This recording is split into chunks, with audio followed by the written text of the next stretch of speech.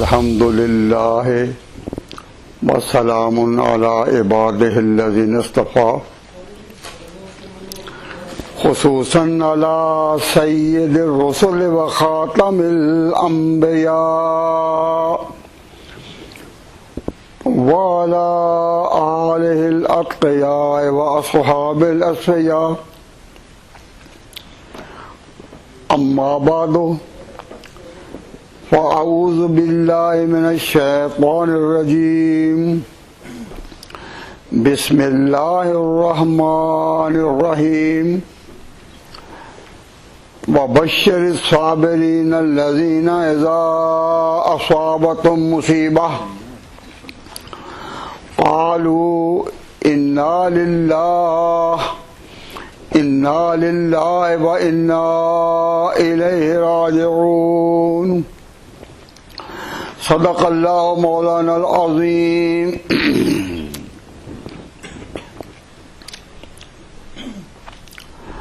حضرات،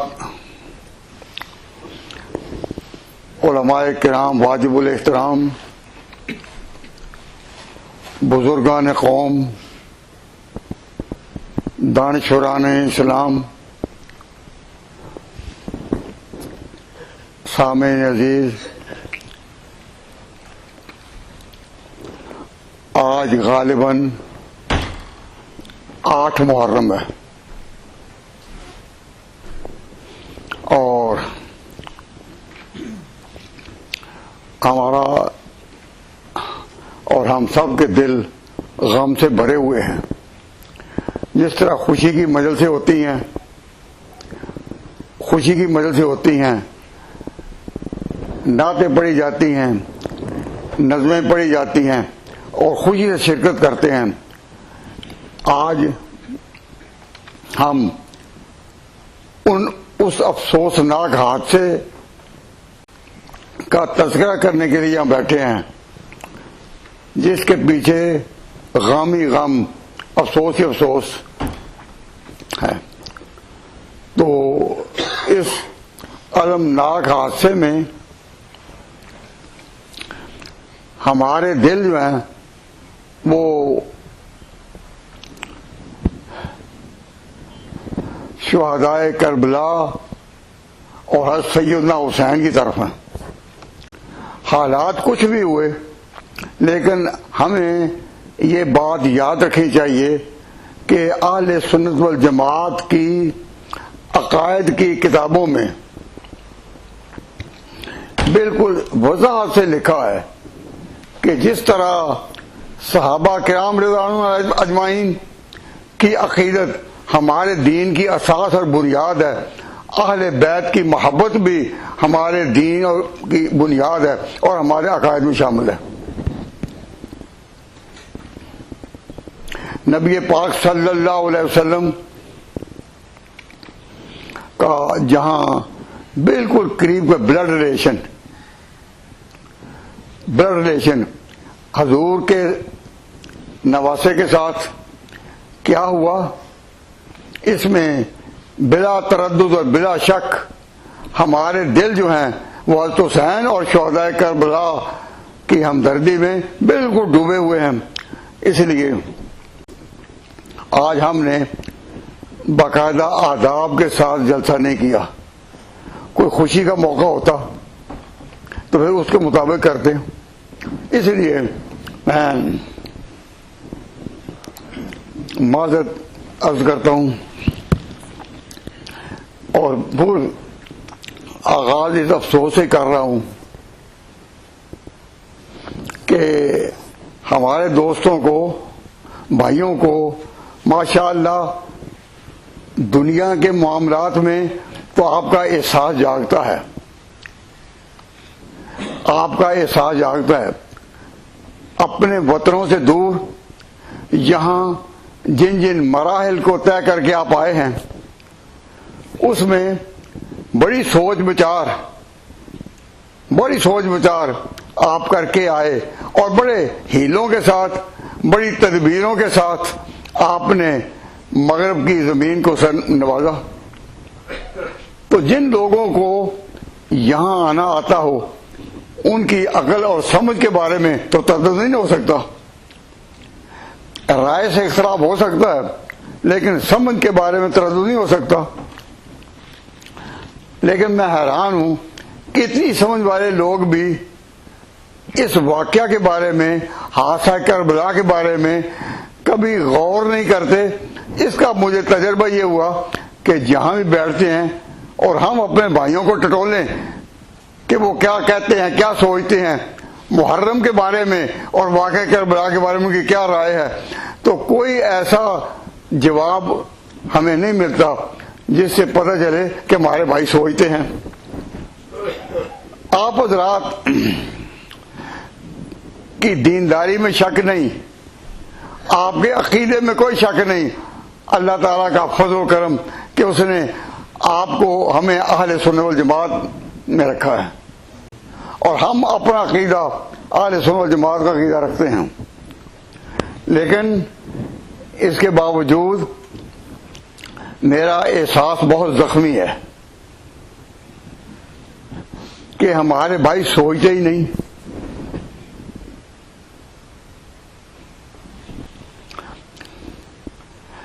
یہ نقطہ میں جو عرض کر رہا ہوں نا کہ ہمارے بھائی سوچتے ہی نہیں، یہ میرے ذہن میں بھی نہ آتا.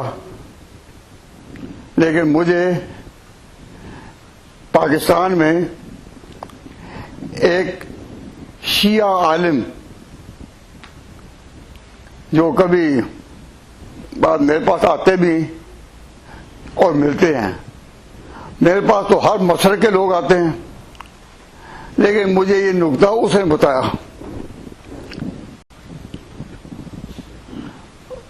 آپ کہیں گے کیسے؟ وہ میں کہنے لگا کہ ہم اپنے یہاں اپنے سنی بھائیوں کو ہم یہ کہتے ہیں کہ جب محرم آئے تو تم شہدائے کربلا کی یاد اور حسین کی مظلومیت اپنے عقیدے کے مطابق اپنی مسجدوں میں، اپنی آبادیوں میں بناؤ اپنے عقیدے کے مطابق، اور ہم شیعہ اپنے عقیدے کے مطابق بنائیں. اس پر ہمارے مذہب کا دار و مدار ہے، یعنی شیعہ مذہب کی بڑی تائید ہے کہ آپ جب منائیں اپنے عقیدے پر، ہم آپ کو مجبور نہیں کرتے، لیکن بات ہماری ہو رہی ہے. ہم اپنے عقیدے کے مطابق منائیں، وہ بھی بات ہماری ہو رہی ہے. تو ہر صورت میں ہماری ملت شیعہ کا اسی میں فائدہ ہے. ہم مجبور نہیں کرتے، اپنے عقیدے کے مطابق مناؤ. میں نے کہا کہ اس میں آپ کا کیا فائدہ ہے؟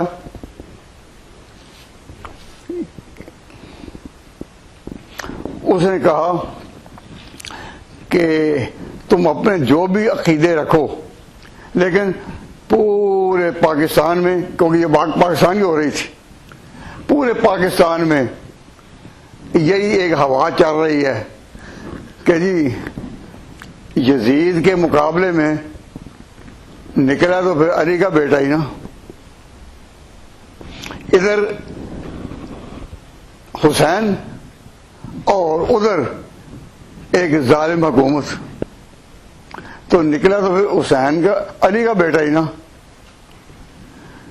تو جناب یہ اس کے الفاظ کہ بڑے احترام میں کہ جناب ابی بکر کی اولاد کہاں تھی، جناب عمر کی اولاد کہاں تھی، حضرت عثمان کی اولاد کہاں تھی، تو نکلا تو پھر علی کا بیٹا ہی نا. تو جب پورے پاکستان میں، بلکہ پورے ہندوستان میں اور کلکتہ کی فضاؤں میں، ہندوستان میں، بنگلہ دیش کے علاقوں میں، ہر جگہ یہ ہوا تیزی سے چل رہی ہے کہ نکلا تو حسین علی کا بیٹا ہی نا. تو سب کے دل ہو جاتے ہیں اس طرف. تو اسی پر میرے شیعہ کی اساس ہے. تو آپ اپنے طریقے پر منائیں، لیکن بات ہماری چل رہی ہے. سنیوں میں بھی یہی اثر ہے کہ نکلا تو پھر علی کا بیٹا ہی نا. تو آپ میں ماشاءاللہ بہت علماء بھی ہیں بیٹھے ہوئے ہیں. میں توجہ آپ کو دلاتا ہوں کہ یہ بات کیا غلط ہے کہ نکلا تو پھر علی کا بیٹا ہی نا. اور کہنے لگا کہ اسی پر تو اساس ہے ہمارے مذہب کی. تو جب ہم دیکھتے ہیں کہ سنی اپنے جلسے کر رہے ہیں تو ہمیں خوشی ہوتی ہے کہ کام ہمارا ہی ہو رہا ہے. واقعہ کربلا کو کس طرح بھی بیان کریں, اپنے عقیدے کے مطابق بیان کریں, لیکن اس بات کا تو اقرار کرتے ہیں نا کہ نکلا پھر علی کا بیٹا ہی نا.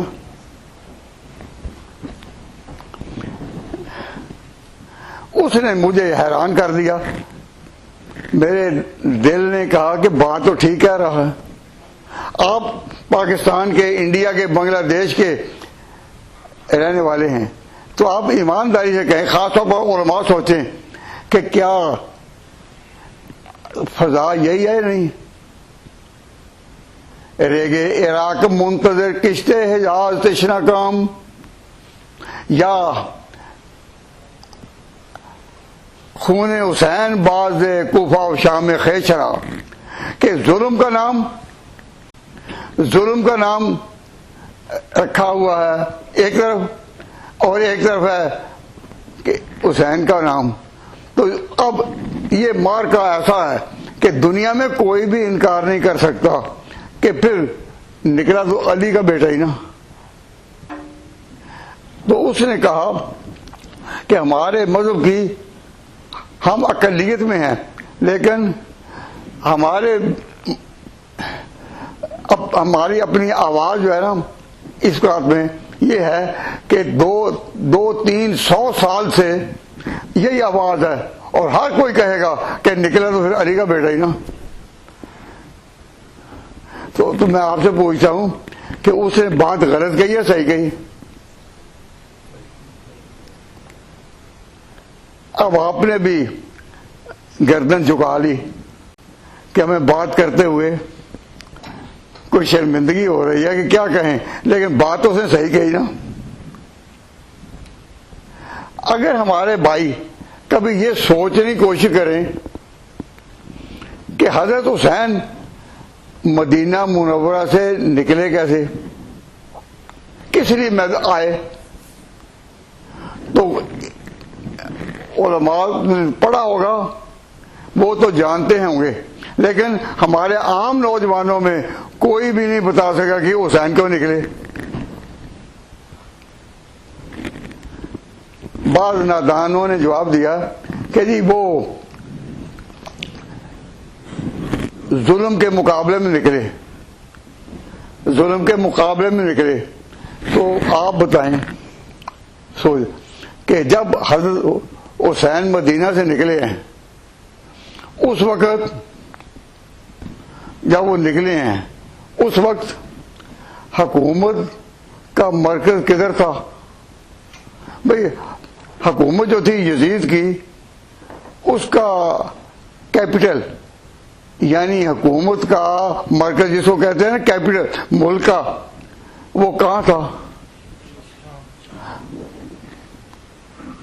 پڑھے لکھے دوستوں غور کرو کہ آپ کے سامنے تو جغرافیہ ہی نہیں ہے دنیا اسلام کا, اور ہر مسلمان کے ذہن میں جغرافیہ یہ ہونا چاہیے کہ کہاں, کہ دنیا عرب یا مسلمان کہاں تھے, ملکوں میں کہاں تھے.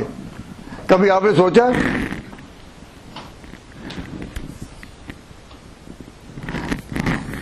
علماء کے سوا میں عام نوجوانوں سے پوچھتا ہوں کہ کوئی ہاتھ کھڑا کر کے بتایا کہ میں بتاتا ہوں کیا نقشہ تھا. لیکن میں آج کی اس مجلس میں یہ نمایاں کرنا نہیں چاہتا, لیکن یہ بتانا چاہتا ہوں کہ ایک ملک ہے جس کا نام ہے شام. وہ تھا کیپٹل شام ملک ہے, شہر کا نام دمشق ہے, وہ تھا کیپٹل. وہ چارٹ ہے نا, جس میں نقشہ ہے مدینہ منورہ کہاں ہے لائیں؟ ابھی نہیں لے کے آئیں گے آپ؟ نہ ہے ہی نہیں. اچھا ہر بات کا جواب نبی میں ہی ملتا ہے. بھائی حضرت حسین کے وقت میں حکومت کا مرکز کہاں تھا؟ شام. اور حضرت حسین کا وطن کہاں تھا؟ حضرت حسین کا وطن مدینہ. حضرت حسین کا وطن مدینہ تھا، وہ مدینہ رہتے تھے. اس میں کسی کو شک ہے؟ کہیں کئی نوجوان اندر سوچ دو گے کہ شک کیا ہو. ہمیں شک تو تب ہوتا ہے جب کچھ تو پتا ہو. تو ہم تو کچھ بھی پتہ نہیں رکھتے، جو کہہ لو ٹھیک ہے. اور میں جو کہہ رہا ہوں وہ بھی آپ کے بات دلوں میں نہیں اتر رہی ہوگی کہ شام کہاں ہے اور مدینہ کہاں ہے اور کربلا کہاں ہے. یہ ایک جس سے ہوتے ہیں تکون. تکون کہتے ہیں جس کے 3 طرف ہوں. بھائی دوستو یہ تکون دیا کنیاں نکڑا ہوں 3، ادھر ادھر اور ادھر. ایک تکون ہے کیا کہ ایک ہے شام اور ایک ہے مدینہ اور ایک ہے عراق کوفہ جہاں کربلا ہے. تو حسین کہاں رہتے تھے؟ مدینہ. حکومت کہاں ہے؟ شام میں. اور کربلا کہاں ہے؟ ادھر عراق میں. تو اگر حضرت حسین یزید کے مقابلے میں نکلے ہوں تو پھر مدینہ سے کدھر آنا چاہیے؟ بولو میں کچھ تو بولو کہ لوگ کہتے ہیں آج غزل سرانا ہوا. اور کچھ تو کہیے.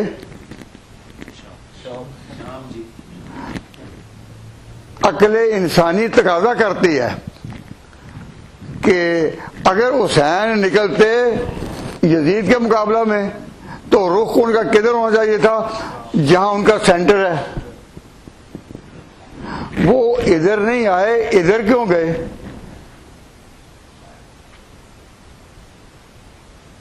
یا کہو کہ یہ 3 علاقے الگ الگ نہیں ہیں، شام، عراق اور حجاز مدینہ. جہاں بھئی اگر سمجھ آ گئی ہے تو کم ہاتھوں کھڑا کر دو. پھر توجہ فرمائیں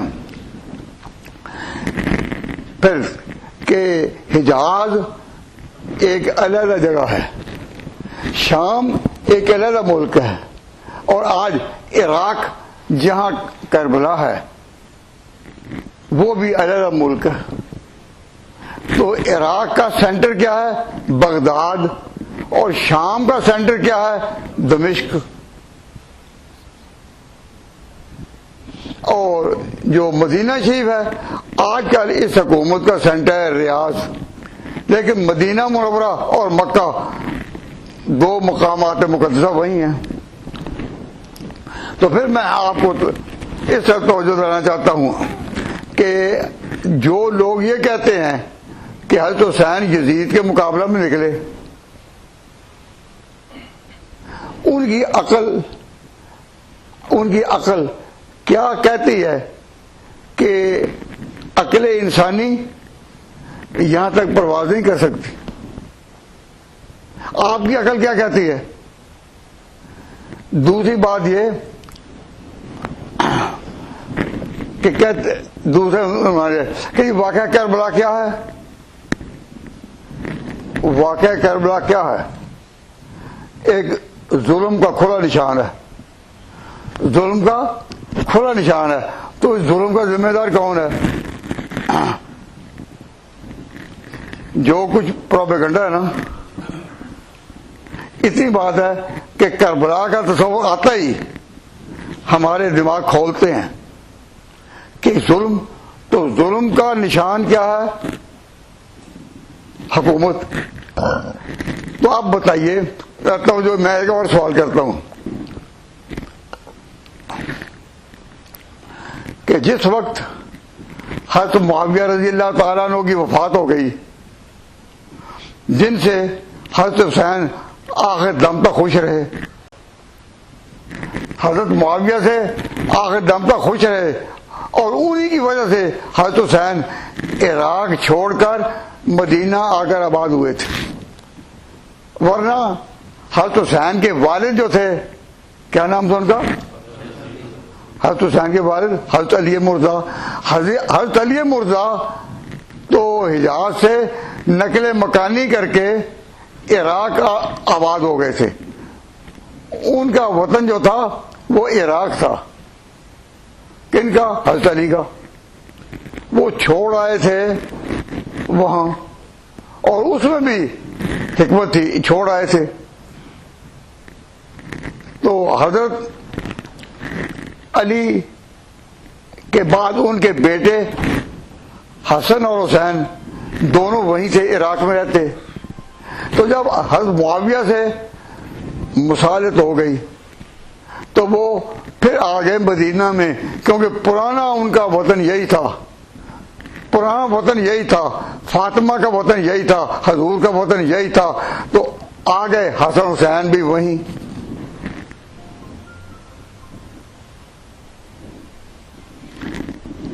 میں پوچھتا ہوں کہ حضرت حسین کہاں رہتے تھے؟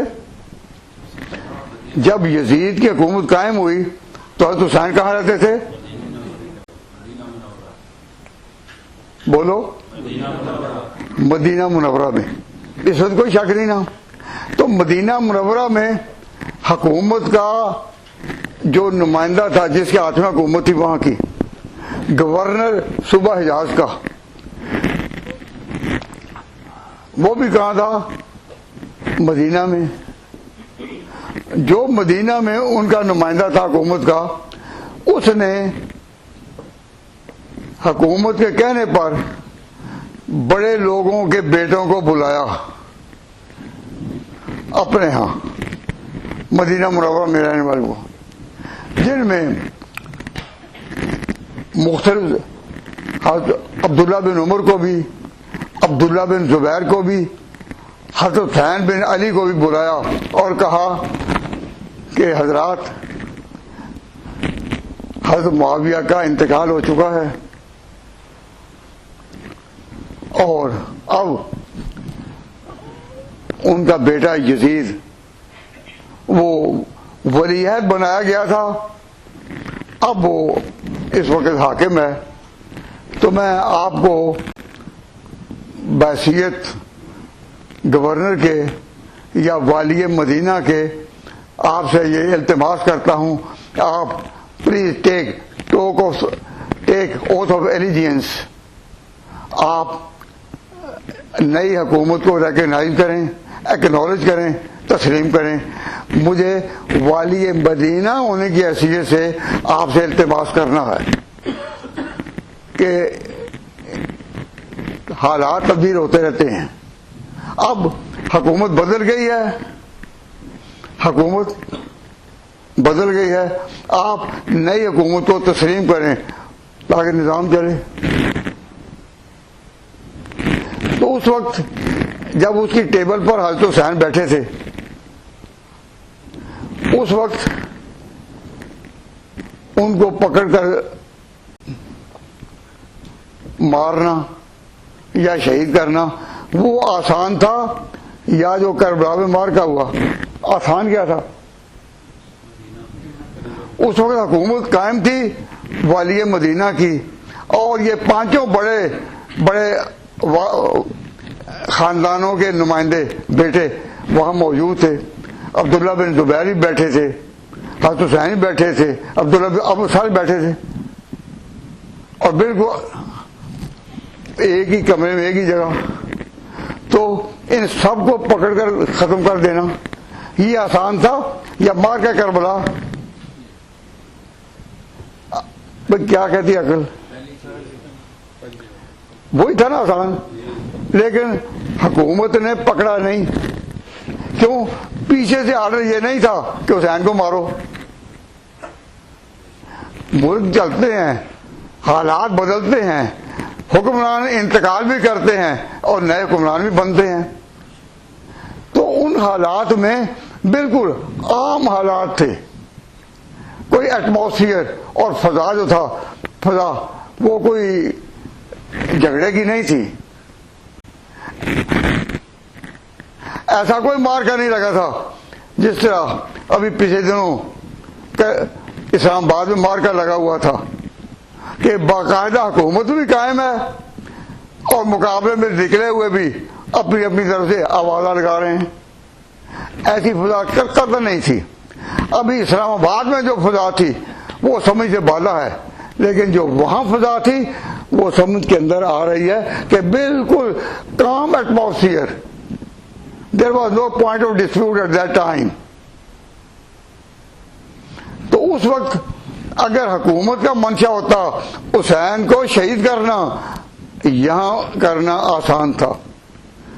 حکومت کا منشا ہوتا عبداللہ بن زبیر کو ختم کرنا تو یہاں آسان تھا. کوئی حکومت اتنی نادانی نہیں کرتی کہ وہاں تو نہ کرے اور مار کا کربلا ہو جائے.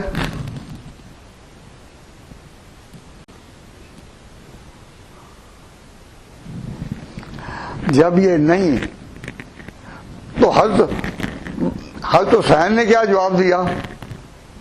حضرت حسین نے کہا کہ ہمیں سوچنے کا موقع دو. حضرت حسین نے جواب دیا شریفانہ کہ ہمیں سوچنے کا موقع دو. عبداللہ بن زبیر نے بھی کہا کہ ہمیں اس پر سوچنے کا موقع دو. بصورت والی مدینہ نے کہا کہ ہاں یہ کامن سینس کی بات ہے کہ سوچ لو. اور یہ حضرات سارے اپنے اپنے گھر چلے گئے.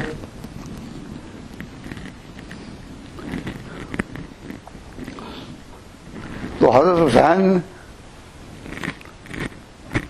حسین رات کی تنہائی میں کسی کو بتائے بغیر مدینہ سے نکل گئے. عبداللہ بن زبیر وہ اپنی جگہ وہاں سے نکل گئے.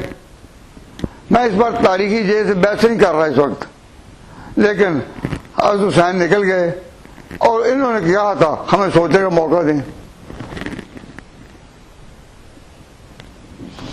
یہاں تک بات آپ سمجھ آ گئی؟ بات سمجھ آ گئی؟ تو حضرت حسین رضی اللہ تعالیٰ عنہ، اللہ کی بڑی رحمتیں ہوں ان پر، انہوں نے راتوں رات جو وہاں سے نکلے تو وہ کدھر آئے؟ اپنے باپ کے وطن میں. پہلے وہ تھے نانا کے یہاں ٹھہرے ہوئے، نانا کے وطن میں مدینہ، نانا کے وطن میں ٹھہرے ہوئے تھے. اور اب حضرت حسین نے رخ کیا اپنے باپ کے وطن کا، یعنی عراق کا. وہ کس نیت سے، ارادے سے کیا؟ اس پر ذرا توجہ فرمائیں. بات سمجھ آ رہی ہے کہ نہیں میری؟ اگر اس میں کوئی بھی پوائنٹ آف ڈسپیوٹ ہو یا جس کا سمجھنا آسان نہ ہو تو پوائنٹ آؤٹ کریں، میں اس کو اور زیادہ وضاحت کر دوں گا. لیکن توجہ دلا رہا ہوں کہ حضرت حسین مدینہ سے نکلے کدھر؟ جواب اپنے باپ کے وطن میں. وہ وطن کون سا تھا؟ عراق. اس وطن کو، باپ کے وطن کو چھوڑا انہوں نے کیوں تھا؟ حضرت معاویہ کی صلح کی وجہ سے. اور جب صلح ہی ہو گئی تو وہ مدینہ منورہ آ گئے. پھر کون؟ حسن بھی اور حسین بھی. اور جب حکومت بدلی تو حضرت حسین نے ارادہ کیا کہ میں اب مدینہ نہیں رہتا، اب چلا جاتا ہوں میں اپنے باپ کے وطن میں. تو وہ انہوں نے ادھر آنے کا ارادہ کر لیا تھا. وجہ کیا تھی کہ حضرت معاویہ رضی اللہ تعالیٰ عنہ نے اپنے آخری دنوں میں مغیرہ بن شعبہ اور بعض دوسرے صحابہ کے مجبور کرنے پر، خود نہیں مجبور کرنے پر انہوں نے یزید کو ولی عہد مقرر کر دیا تھا۔ جب ولی عہد مقرر کیا تھا، وہ خود نہیں کیا، جب 4-5 صحابہ نے ان کو مشورہ دیا تو انہوں نے اس کو مقرر کر دیا۔ تو اسی وقت سے خبریں تو مدینہ میں آ چکی تھیں، خبریں عراق میں بھی پہنچ چکی تھیں، اور قلم رب اسلامی جہاں جہاں مسلمانوں کی آبادیاں تھیں وہاں یہ خبریں تو پہنچ چکی ہیں کہ امیر المومنین نے اپنے بیٹے کو مقرر کر دیا۔ اس پر ہر صوبے میں ایک ہیجان تھا کہ یہ کیا ہوا، تو خبریں تو پہنچ چکی تھیں۔ اسی دوران میں عراق کے لوگوں نے جو حضرت علی کے ساتھ تھے، اور ایک مستقل سلطنت قائم تھی حضرت علی کی، اور وہ اپنے حدود میں خلیفہ راشد کے طور پر پہچانے جاتے تھے، حضرت علی مرزا۔ وہاں کے لوگوں نے حضرت حسین کو کہا کہ آپ اب وہاں نہ رہیں، آپ آ جائیں اپنے باپ کے شہر میں، ہم آپ کا استقبال کرتے ہیں، اور جس طرح اس وقت پہلے آپ یہیں رہتے تھے اب آپ یہیں رہیں۔ حضرت حسین نے اپنی بہن کو بھی ساتھ لیا، بیوی کو بھی ساتھ لیا، بچوں کو بھی ساتھ لیا، جو بھائی ان کے تھے ان کو بھی، تو جو بھی تھے حضرت حسین نے ارادہ کیا کہ ہم ادھر جا کر رہے ہیں۔ اور حکومت کا مرکز تھا وہ شام دمشق یا مدینہ منورہ کا وہ والی، وہ بھی حکومت کا ہی نمائندہ تھا۔ تو اگر یہ یزید کے مقابلے میں نکلتے حضرت حسین تو کدھر رخ ہوتا؟ ادھر۔ تو جب ان کا رخ ہوا ادھر، تو پھر ان کا ارادہ حضرت حسین کا نقل مکانی یعنی جگہ بدلنا، وہ نقل مکانی تھی یا مقابلہ تھا؟ بولیے، نقل مکانی تھی۔ اب اس کو نقل مکانی جو ان کی نیت تھی، جو ارادہ تھا، اس سے ہٹا کر یہ جو پروپیگنڈا کر دیا گیا ہے کہ یہ مارکا تھا ان دونوں کے درمیان تھا، یزید اور حسین کا۔ عقل انسانی اس کو قبول کرتی ہے؟ تو جو شیعہ عالم میرے ساتھ گفتگو کر رہے تھے پاکستان میں کہ سنی بھی اپنے ہم منائیں، سنی بھی اس واقعہ کو منائیں، شیعہ بھی، لیکن بات ہماری چل رہی ہے کہ اس وقت کچھ بھی ہو، پاکستان میں، انڈیا میں، بنگلہ دیش میں، کلکتہ کی فضاؤں میں، ہر جگہ یہی سمجھ آتا ہے کہ مقابلہ ہوا یزید اور حسین کا، یزید اور اصل بات ہی نہیں سمجھی جاتی۔ مجھے ایک بار ایک لطیفہ یاد آیا، میں نے پچھلے سال یہاں بیان کیا تھا لطیفہ کو، کہ ایک دکاندار نے ایک خریدار ایک دکان پر ٹھہرا، وہ سائیکل پر آیا تھا، سائیکل پر آیا تو اس نے کوئی سودا وغیرہ لینے کی بات کر رہا، تو جو سودا لے رہا ہو اور ہاتھ میں سائیکل ہو، سائیکل سے اتر کر وہ سودا کر رہا نا بات، تو اس نے سائیکل ڈھیلے ہاتھوں پکڑا ہوتا ہے یا بڑی مضبوطی سے؟ کیوں جی؟ ڈھیلے ہاتھوں مضبوطی سے، جب سوار ہو کر چلتا ہے تو مضبوطی سے اس کو تھامتا ہے، قابو رکھتا ہے، لیکن جب دکان میں سودا لے رہا ہے تو سائیکل کو لے گا ایسے ہی پکڑے گا، کوئی عرض نہیں، تو وہ سائیکل اسے پکڑا ہوا اور سودا کر رہا ہے۔ اتنے میں ایک چور آیا، اس نے دیکھا کہ اس کا سائیکل پر قبضہ ذرا ڈھیلا سا ہے. اس نے جلدی میں اس سے سائیکل چھینی، اور کیونکہ وہ نیت ہی اس کی تھی دوڑنا، تو فوراً سائیکل پر چڑھ کر چل دیا. اور اس نے جب دوڑا تو ساتھ ہی کہہ دیا چور چور چور. کیوں؟ اس نے بھی یہی کہنا تھا نا، تو اس نے چھوڑ دیا کہ چور چور، تو وہ بھی کہہ رہا ہے چور چور. سب دیکھنے والے سمجھ رہے ہیں کہ چور تو کوئی آگے نکل گیا ہوگا، یہ زبانی کہہ رہا ہے، اور دوسرا سائیکل میں اس کا پیچھا کر رہا ہے. تو سائیکل پر جانے والے کو کسی نے نہیں سمجھا کہ یہ چور ہے، تو وہ یہ شور کیوں کر رہا تھا آگے چور چور چور؟ وہ شور کا کیا نہیں کر رہا تھا کہ کہیں میرا پتہ نہ چل جائے. تو جب کہا نا شور شور شور شور آگے چور، تو اس کا کہنا کہ چور آگے جا رہا ہے، سارے بازار والے بھی یہی جانتے رہے کہ چور کوئی آگے ہوگا، اور یہ سائیکل پر اس چور کو ڈھونڈ رہا ہے اور یہ بیچارہ آواز دے رہا ہے. تو بعض اوقات شور کیا جاتا ہے اپنے جرم کو چھپانے کے لیے. شور کیا جاتا ہے اپنے جرم کو چھپانے کے لیے. اب بات یہ ہے کہ جن لوگوں نے حضرت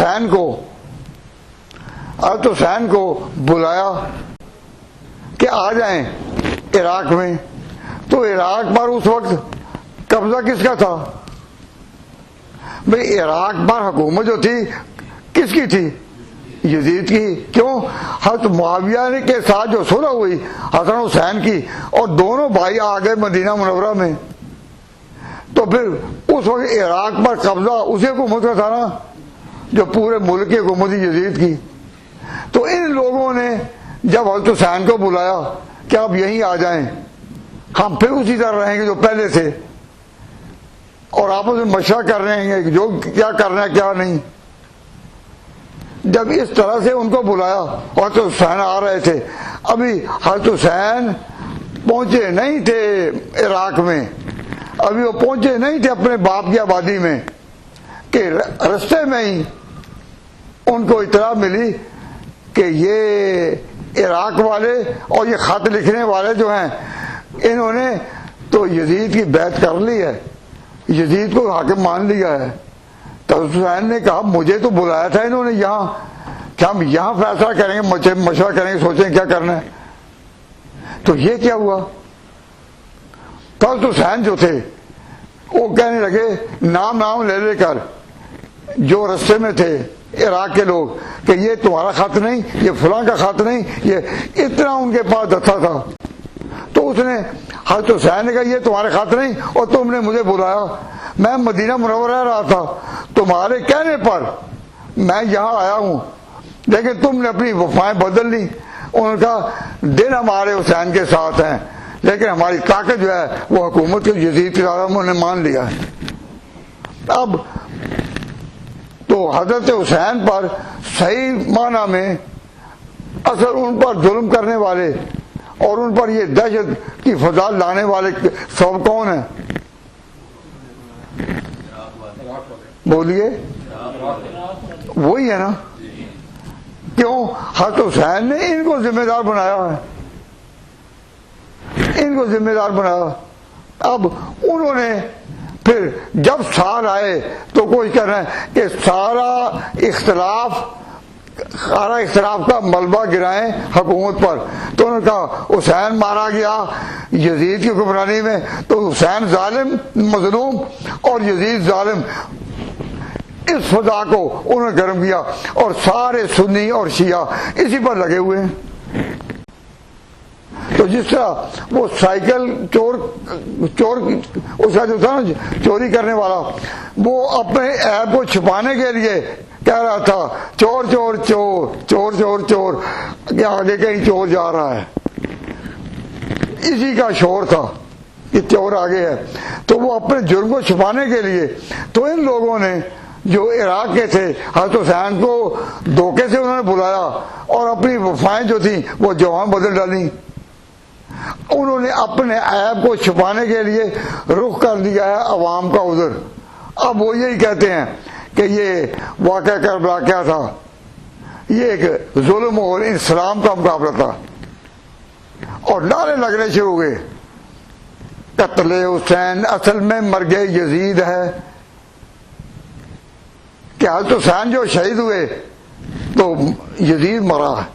قتل حسین اصل میں مرگ یزید ہے، اسلام زندہ ہوتا ہے ہر کربلا کے بعد.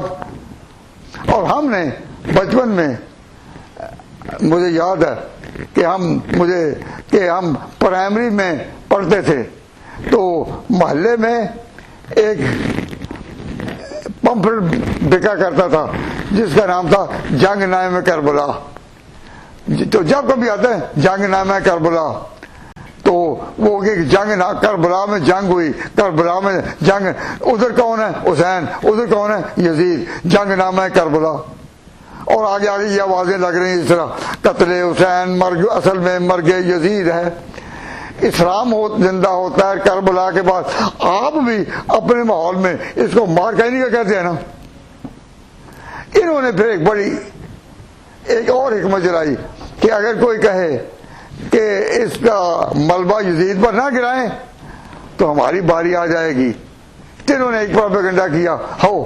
اگر کسی نے کہا بھائی ذمہ دار تم ہو، اچھا یہ یزید کی حامی ہے. آج کوئی بھی حقی بات کہے اس میں اوپر گمان پایا جاتا ہے کہ یہ تو یزید کا حامی ہے. میں آپ سے بات کہتا ہوں، توجہ کریں کہ پاکستان میں میں نے دیکھا کہ جب کبھی کوئی اس کا رخ کرے نا، اس کا اس طرح رخ کرے کہ حضرت حسین کے قاتلوں کی خانہ تلاشی لو کہ وہ کون تھے، تو ہمارے بزرگ لکھنؤ میں ایک بڑے عالم گزرے ہیں، انہوں نے ایک کتاب لکھی تحقیقی، اس کا نام ہے قاتلان حسین کی خانہ تلاشی. کہ دیکھو حضرت حسین کے اصل قاتل، ان کو اس حالت میں شہید کرانے کے ذمہ دار کون ہیں. تو انہوں نے بڑی تحقیق سے یہ کہا کہ یہ عراق کے لوگ ہیں جنہوں نے ساتھ دھوکہ کیا اور ان کا ساتھ چھوڑ دیا. یزید کے انہوں نے بیعت کر لی، اس کو حاکم مان لیا اور حسین کو مدینہ میں بھی نہ رہنے دیا اور خود ساتھ نہ دیا. وہ اگر شہید ہوئے تو ان کی اس غلط کردار میں ایک بات. اب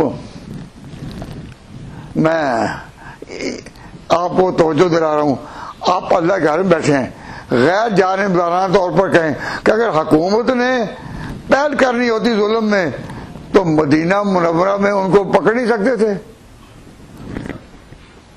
بے بس نہیں کر سکتے تھے، شہید نہیں کر سکتے تھے. لیکن انہوں نے بالکل آزاد فضاد بات کی. انہوں نے کہا ہمیں غور کرنے کا موقع دیں، انہوں نے وقت دیا. اور کوئی انہوں نے پیچھے کوئی سی آئی ڈی بھیجی ہے کہ دھیان کرو کہیں ادھر ادھر نہ ہو جائیں؟ نہیں، اس وقت خیال ہی یہ نہیں تھا. لیکن عراق کے لوگوں نے جو چٹھیاں لکھی اور کہا کہ آپ آئیں، اور کربلا میں جس نے بھی ان واقعات کی تاریخ لکھی ہے لکھا ہے کہ حضرت حسین جب وہاں سفر میں تھے تو وہ خط ان کے اس گٹھڑی بندی ساتھ تھی. ایک خط نہیں، کئی خطوط تھے، اور ہر ایک نے اپنی وفاداری کا، ہم ہیں حسین کے فدائی، ہم ہیں آپ کے علی کے مان، ہم ہیں. تو حضرت حسین کے پاس وہ سارے خطوط تھے. اب جو سوال ہے اصل میں کہ حضرت حسین مدینہ منورہ سے نکلے کیوں، کہاں کے نکلے؟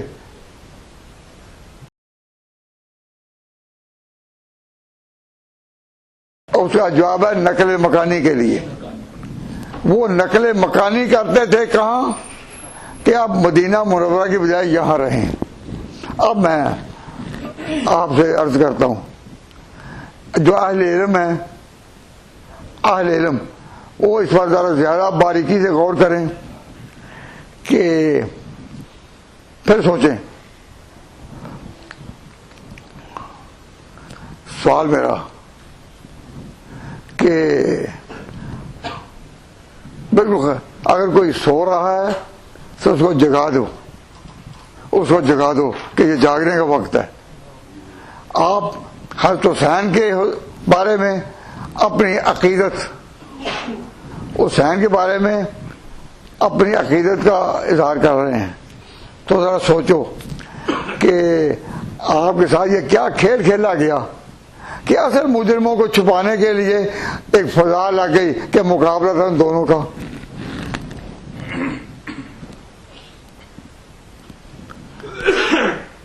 اور پورے ملک میں عام لوگ، پڑھے لکھے لوگوں کو تو کچھ پتہ لگ گیا ہوا ہے، لیکن عام لوگوں میں فضا یہی ہے کہ جی نکلا تو پھر علی کا بیٹا ہی نا. ہم کہتے ہیں علی کا بیٹا کب نکلا یزید کے مقابلے میں؟ اگر وہ مدینہ منورہ میں بھی اتنی آواز لگا دیتے کہ میں مقابلے میں نکلتا ہوں، تو اس وقت بھی حضرت حسین کی اتنی آواز تھی، فاطمہ کے بیٹے کا اتنا احترام تھا، نبی کے نواسے کی اتنی یاد تھی، اس وقت بھی ہزاروں مسلمان نکلاتے ان کے ساتھ. تو پھر مدینہ منورہ سے اس قافلے میں قافلہ شہداء میں اور قافلے میں ایک حسین نہ نکلتے بلکہ ہزاروں نکلتے. آپ کا کیا خیال ہے؟ آج اس واقعہ کو 14 صدیوں سے زیادہ ہو چکی. آج بھی اس گئے گزرے دور میں جبکہ دنیا، ہم لوگ اپنے عمل میں کتنے کمزور چکے ہیں، لیکن آج بھی اہل بیت کی وہ شان مسلمانوں کے دل میں ہے. فاطمہ کا احترام اور فاطمہ کی گود میں پلے ہوئے حسن حسین، ان کی عزت کا اتنا ہے کہ اب بھی مسلمانوں کے دل تڑپتے ہیں. تو کیا اس وقت اگر حسین آواز دیتے تو ان کے ساتھ ہزاروں نہ نکلتا ہے؟ بھائی کیا آپ کہتے ہیں ہزاروں نہ نکلتے؟ اور اگر انہوں نے آواز ہی نہیں دی تو پھر پورے اسلامی مملکت میں یہ فضا پیدا کرنا کہ نکلا تو حسین کا بیٹا ہی نا، نکلا تو حسین کا ہی بیٹا نا. تو میں نے کہیں وہاں مدرسے میں کہہ دیا کہ جن کو تم کہتے ہو وہ بھی تو نہیں نکلے. نکلنے والا آواز دیتا ہے کہ جی نہیں، ان کا اللہ پر توقف تھا، اس نے آواز نہیں دی. تو میں پوچھتا ہوں کہ حضرت عیسیٰ بن مریم کا کیا اللہ پر توکل نہیں تھا؟ وہ جب نکلے یہودیوں کے مقابلے میں، انہوں نے کہا من انصاری اللہ، میرے ساتھ کون نکلے گا؟ من انصاری اللہ. اور قرآن نے کہا ہے حضرت عیسیٰ نے آواز دی تھی یا نہیں؟ من انصاری اللہ قال حواریون نحن انصار اللہ. تو حواری عیسیٰ کے پکار اٹھے ہم ہیں، ہماری پکار اٹھے ہم ہیں. میں پوچھتا ہوں کہ حضرت عیسیٰ نے آواز دی یا نہ؟ اور آواز دینا سکھایا کس نے؟ اللہ نے. اللہ نے کہا نا اس کو حضرت عیسیٰ کو کہ آواز دیں من انصاری اللہ قال الحواریون نحن انصار اللہ. انصار نے کہا، حواریوں نے کہا ہم ہیں اللہ کے دین میں نکلنے والے. اس کا یہ پروپیگنڈا کرنے والے جواب دیتے ہیں کہ جی وہ تو عیسیٰ کی شریعت میں تھا نا، تو حضور کی شریعت میں تو یہ نہیں ہے، اللہ پر اعتماد تھا. میں نے کہا حضور کی شریعت اللہ نے قرآن میں ذکر کی. اللہ تعالیٰ نے حضور فرمایا حرض المؤمنین علی القتال، اے میرے نبی حرض المؤمنین علی القتال، مومنین کو اٹھائیں کہ وہ مقابلے میں نکلیں. اب صاحب یہ آیت ہے یا نہیں قرآن میں؟ اے نبی حرض المؤمنین علی القتال، مومنین کو اٹھائیں بیدار کریں کہ وہ نکلیں. تو شریعت محمدی میں بھی یہی تعلیم ہے، قرآن میں بھی یہی تعلیم ہے. اگر حسین مقابلے کے لیے نکلے ہوتے تو آواز نہ لگاتے. وہ نکلے تھے نقل مکانی کے لیے اور انہوں نے بے وفائی کی اور ان کے ساتھ دھوکہ کیا.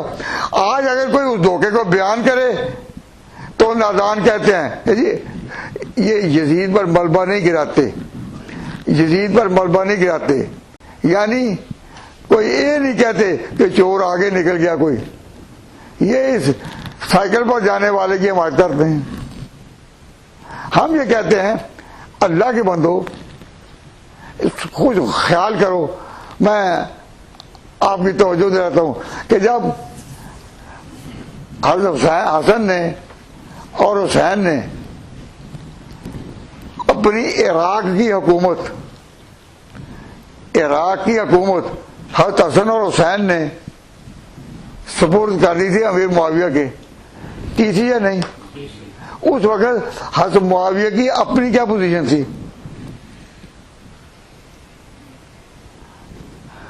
کاش کہ آپ کو اگر یہ نقطہ سمجھ میں آ جائے تو پھر اگلی بات سمجھ بڑی آسان ہوگی کہ نکلے کہے کے لیے تھے. بات تو سمجھ آ رہی ہے نا؟ میں آؤٹ آف کنٹیکسٹ سمجھنے جا رہا. پھر غور کیجیے, حضرت معاویہ کی اپنی پوزیشن کیا تھی؟ کئی لوگ کہتے ہیں کہ جب خلیفہ راشد حضرت علی تھے, چوتھے خلیفہ کون ہے ہمارے عقیدے میں؟ ہمارے عقیدے میں چوتھے خلیفہ کون ہے؟ حضرت علی. تو پہلے حضرت ابوبکر, دوسرے عمر, تیسرے عثمان اور چوتھے علی. تو علی جو تھے وہ تو تھے خلیفہ اور ان کی پوزیشن تھی لیگل. تو کہتے ہیں کہ حضرت معاویہ جو ہیں وہ تو باغی تھے, وہ باغی تھے. میں پوچھتا ہوں کہ باغی کسے کہتے ہیں؟ آپ اپنے عرف میں باغی کسے کہتے ہیں؟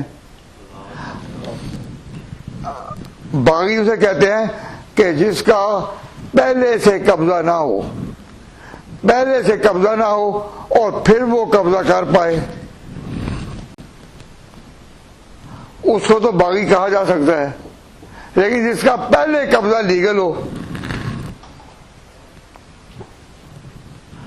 جس کا قبضہ پہلے لیگل ہو, دوستوں غور کرو, جس کا پہلے قبضہ لیگل ہو اس کو باغی کہہ سکتے ہیں. تو حضرت معاویہ کا اپنا اعلان سنو. حضرت معاویہ رضی اللہ تعالیٰ عنہ کہتے تھے واللانی مجھے یہاں حاکم بنایا ہے خلیفتان, دو بڑے آدمیوں نے. کس نے؟ اول حضرت عمر نے اور پھر حضرت عثمان نے. حضرت عمر نے مجھے یہاں مقرر کیا, حضرت عمر نے مجھے مقرر کیا شام کا گورنر یا شام کا والی. پھر حضرت لمبا دور عثمان کا آیا, عثمان کے بھی وقت میں ہی شام کا والی.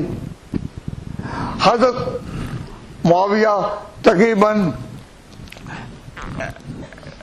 حضرت عمر کے دور میں اور حضرت عثمان کے دور میں بالاتفاق شام کے والی رہے. تو ان کا شام پر قبضہ کیا تھا؟ لیگل. کیوں؟ دو خلیفوں نے فرمایا واللعن الخلیفتان من قبل. اے علی مجھے دو آدمیوں نے جو پہلے جج اور لیگل خلیفہ تھے انہوں نے مجھے یہاں کا والی بنایا.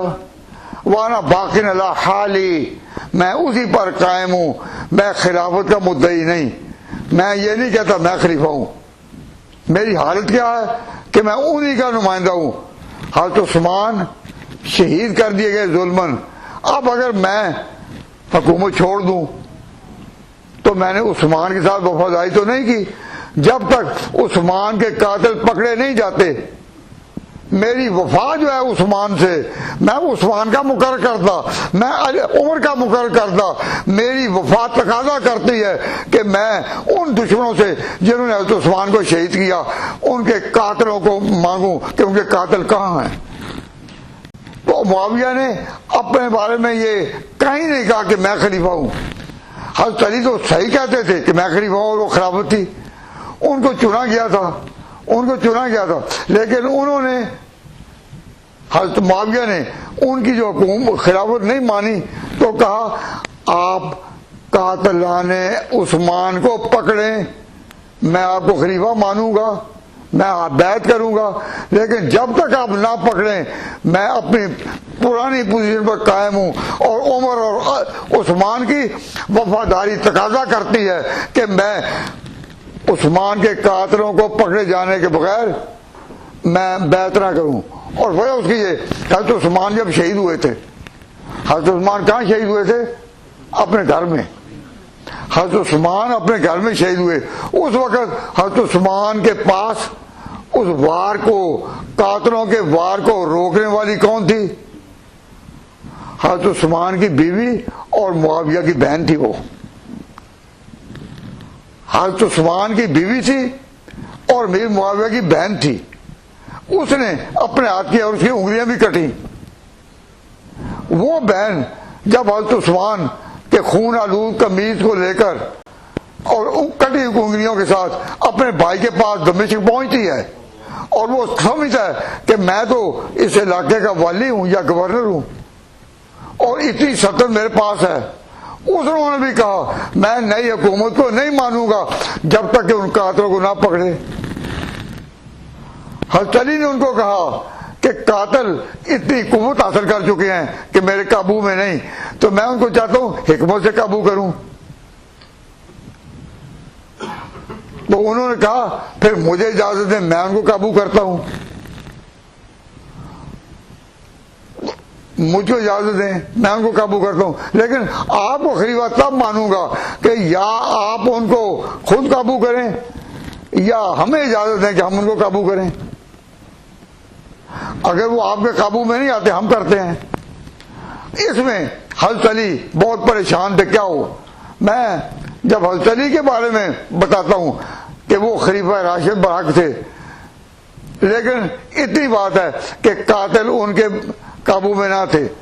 حضرت علی نے خود کہا کہ یملکوننا ولا نملکہم. ان کا یہ خطبہ نہج البلاغہ میں شیخ رضی نے محفوظ کر لیا ہے اور میرے پاس وہ خطبہ موجود ہے.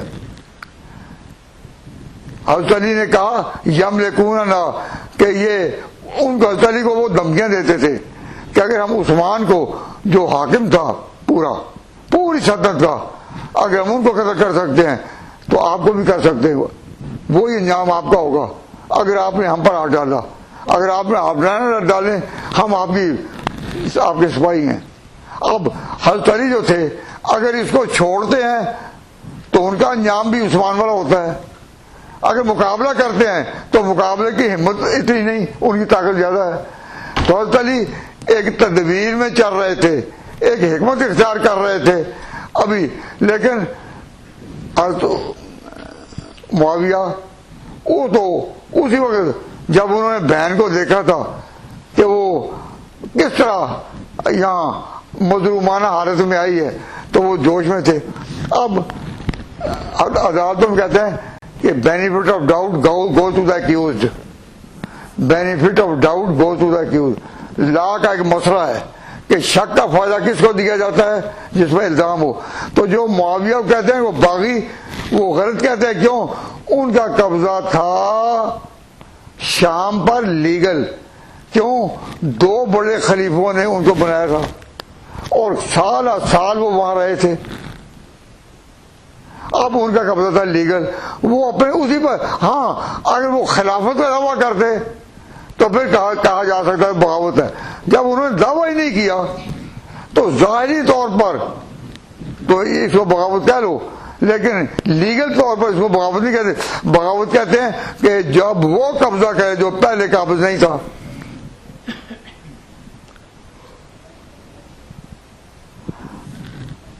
یہ تو بات اس طرح ہے کہ جس طرح مشرف نے پاکستان پر قبضہ کیا، پہلے ایک حکومت قائم تھی، اچھی یا بری جو بھی حکومت قائم تھی، اور مشرف اس کے ماتحت تھا، اس کی ملازمت میں تھا. اس نے جو قبضہ کیا تو اس کو تو کہا جا سکتا ہے کہ بغاوت، کہ پہلے قبضہ نہ ہو پھر وہ قبضہ پائے، لیکن امیر معاویہ کا قبضہ شام پر ایسا ہی تھا یا مختلف؟ وہ مختلف تھا، کیوں؟ لیگل قبضہ تھا، دو بڑے انسانوں نے، بڑے حکمرانوں نے اس کو اپنا بنایا ہوا تھا گورنر حضرت عمر۔ تو حضرت معاویہ نے جو خط لکھے ہیں وہ ان خطوط میں یہ موجود ہے کہ مجھے ولانی، مجھے والی بنایا ہے شام کا دو بڑے آدمیوں نے، حضرت عمر نے اور حضرت عثمان نے، وَأَنَا بَاقٍ عَلَىٰ حَالِي، اور میں اپنے اسی حال پر کھڑا ہوں۔ تو حضرت معاویہ نے اپنی لیگل پوزیشن کا اعلان کیا نا۔ اب جب حضرت حسن اور حسین میں انہوں نے سمجھا کہ اب ہم معاویہ سے صلح کر کے سلطنت کو پھر سے ایک کر دیں، تو ان دونوں کی پوزیشن کیا تھی؟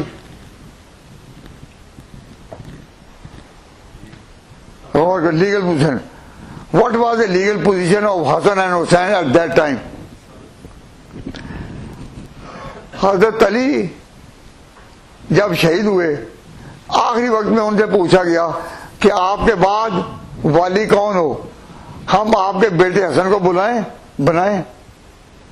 حضرت علی نے کہا میں نہ کہتا ہوں نہ روکتا ہوں، میں نہ کہتا ہوں کہ اس کو بناؤ اور نہ روکتا ہوں کہ نہ بناؤ، تم نے اپنے ملک کو چلانا ہے، میری اسٹیٹ، میں خلیفہ راشد ہوں، عثمان کا جانشین ہوں، تو میں نے اپنے ملک کو چلایا،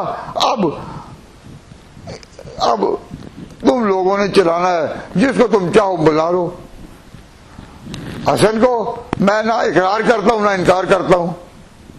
جب حضرت علی مرزا شہید ہو گئے تو ان لوگوں نے جو حضرت علی کو خلیفہ مانتے تھے انہوں نے حضرت حسن کو اپنا خلیفہ بنایا اور ان کے ہاتھ پر بیعت کر لی۔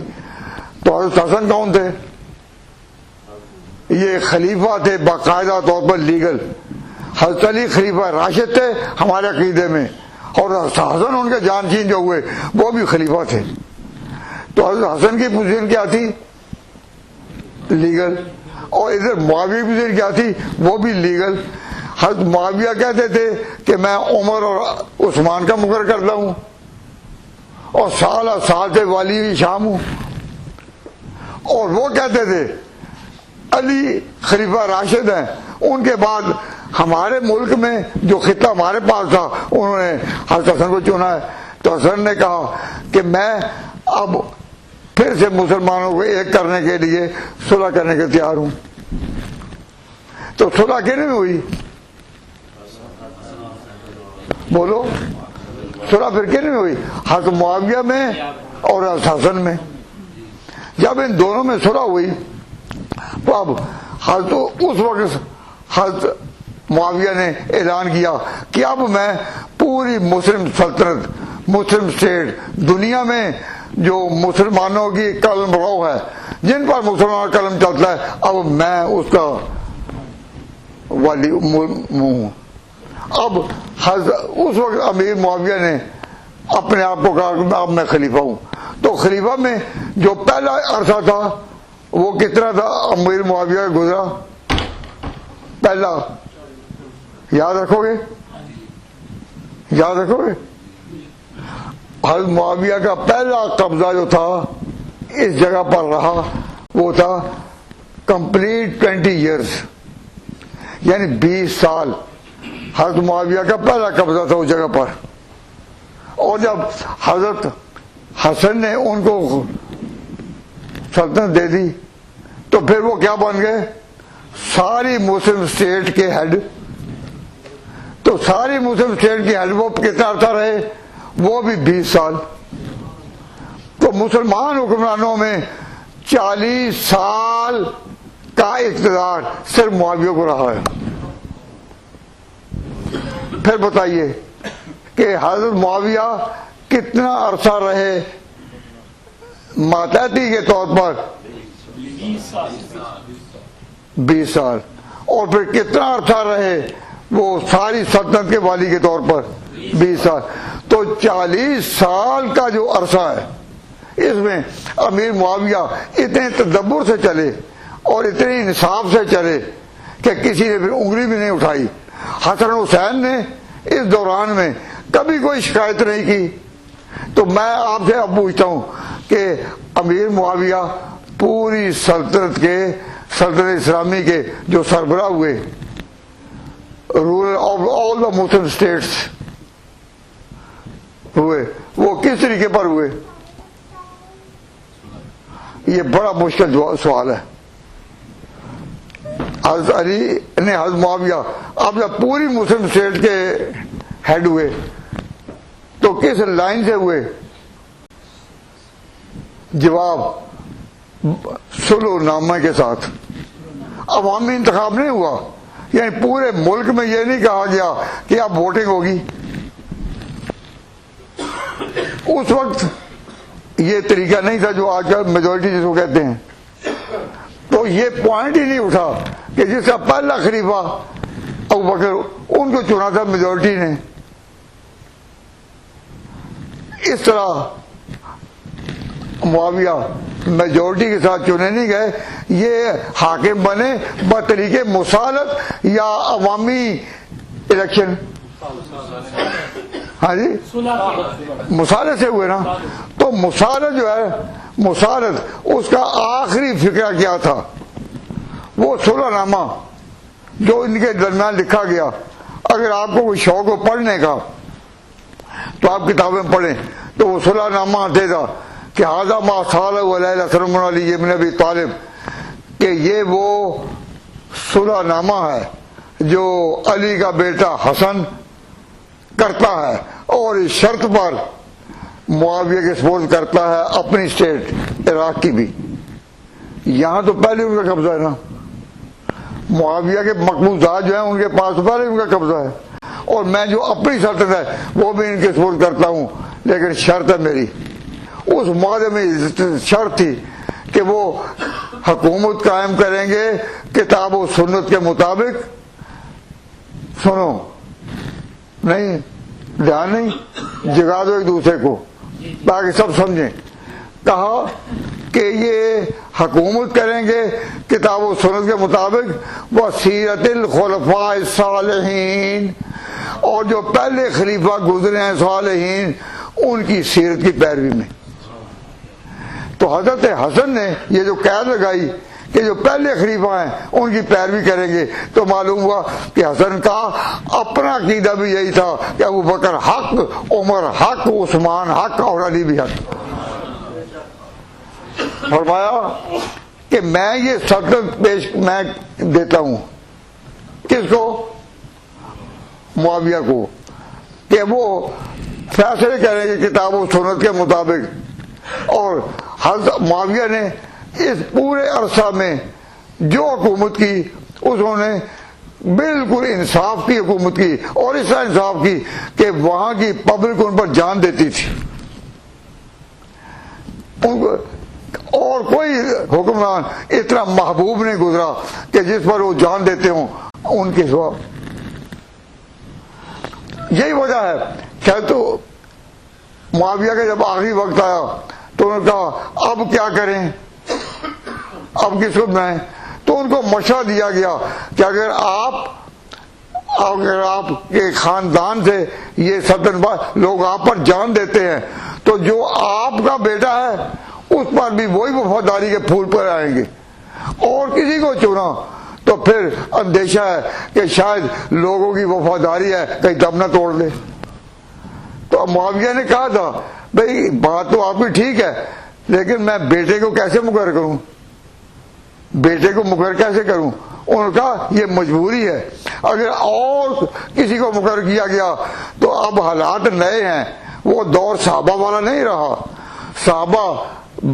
صحابہ جو ہیں وہ چند رہ گئے ہیں جو نشان ہیں، باقی لوگ غیر صاحب. اب جو نئی نسلیں بڑی ہیں، بڑی تعداد ہے، تو ان کے وفاداری کی ان میں شک ہے. اور عراق کے لوگ جو ہیں وہ بڑے بے وفا رہے. علی مرزا بھی ان کی شکایت کرتے رہے. حضرت علی مرزا نے کہا تھا عراق کے لوگوں کے بارے میں کہ اے عراق کے لوگوں، اے کوفہ کے لوگوں، شام کا والی معاویہ جو ہے اس کے ساتھ جو شامی ہیں، شامی، میں چاہتا ہوں وہ میرا سودا کر لے، 10 عراقی لیتا جائے، ایک ایک شامی دیتا جائے، 10 عراقی میں تمہیں دیتا ہوں اور وہ مجھے ایک دے دے، واللہ لا وددت لو ان معاویہ صارفنی منکم صرف دینار بدرہم میں 10۔ تو حضرت علی برابر شکایت کرتے رہے، اے عراق تم میرے ساتھ وفا نہیں کرتے، میری باتوں کو مانتے نہیں۔ دیکھو معاویہ کے ساتھی کس طرح اس کی بات مان رہے ہیں، ہم دیکھو تو حضرت علی مرتضیٰ ان سے شاگرد ہے، تو عراق کے لوگوں کی رائے بڑی جلدی بدلتی ہے، بڑی جلدی اب بھی موجود ہے انقلاب میں، صدام کی حکومت کو ختم کرنے میں بڑا تھوڑا وقت لگا بڑا، لیکن اس کے مقابلے میں شام جو ہے وہ اب تک اپنی جگہ قائم ہے۔ تو اس وقت بھی شام کے لوگ جو تھے ٹف فائٹرز، یہ بڑے لڑاکو قسم کے تھے، کم قائم رہنے والے، تو اب تک ارض مقدس بھی یہی ہے۔ تو میں اس وقت یہ نہیں بیان کرتا کہ اسرائیل کیسے قوت پکڑ گیا، وہ اور بات ہے، لیکن بات یہ ہے کہ حضرت معاویہ رضی اللہ تعالیٰ عنہ کی پوزیشن کیا تھی۔